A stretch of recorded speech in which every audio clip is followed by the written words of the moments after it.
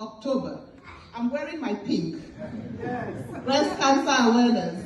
So we need to let the women set a reminder for them to go do their breast cancer screening. You see, even in the Bible it says that our bodies are what?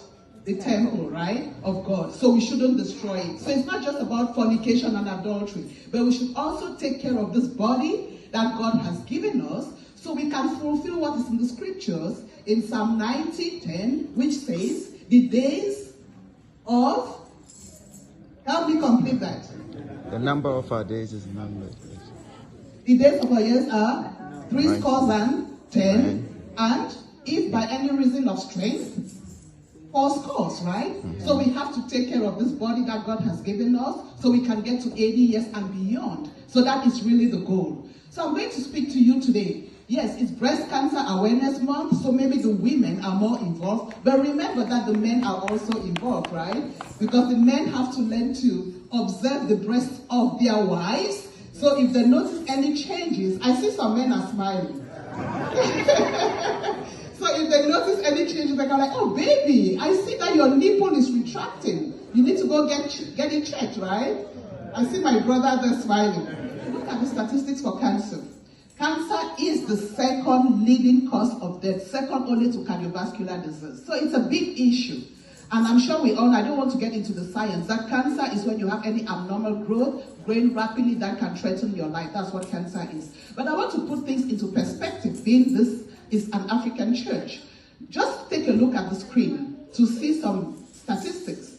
So the incidence of cancer is higher in whites compared to black, the incidence. But when you move on to the deaths from cancer, we are more likely, the mortality is higher with us, black people.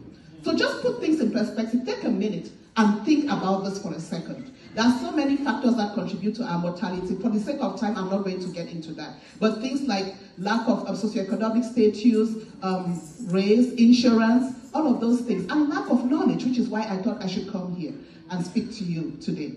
So all of those things contribute. Just within the state of Maryland, okay, within the state of Maryland, we are more likely to die compared to other groups. Even Hispanics, we are more likely to die compared to them, okay. So when you look at prostate cancer, the mortality among black men is more than double that of men from other races. More than double. That's very significant. Breast cancer, the risk of us dying from breast cancer is 40% greater than other races. So we have to take these things very seriously and advocate for ourselves. But the good news is that over the years, there's a lot of progress that has been made in science. So we have a 31% decrease in mortality from cancer as a whole. So there's a lot of progress. So we thank God for science. So again, today, I'm going to speak to you. The focus is breast cancer. So I want to share with you what puts you at risk for breast cancer? Risk factors. What are the signs and symptoms of breast cancer? How can you reduce your risk for breast cancer? What are the screening recommendations and some resources that you can use? So the risk factors for breast cancer, we have what we call factors that you cannot do anything about it.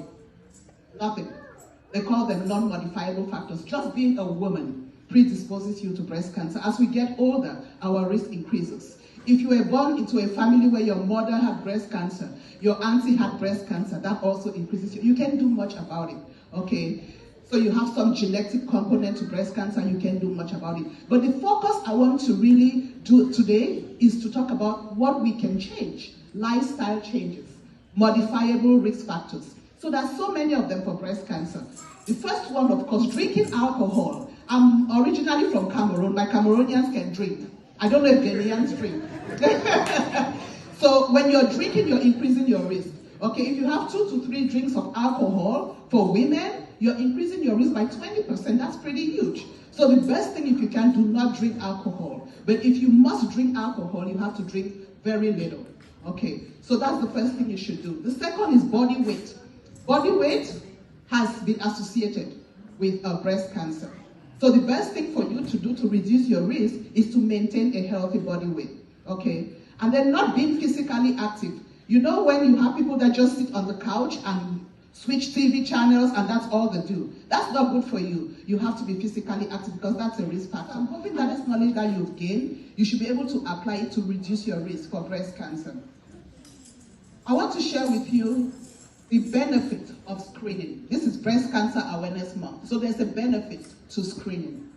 So let's just look at some numbers. I always like to share statistics to help you understand the importance of certain things. So now the importance of getting your mammogram, getting screened for breast cancer, or for any other kind of cancer. Just look at breast cancer, for example. Look at the statistics. There's what we call staging of cancer. You have breast cancer stage 0 to stage 4.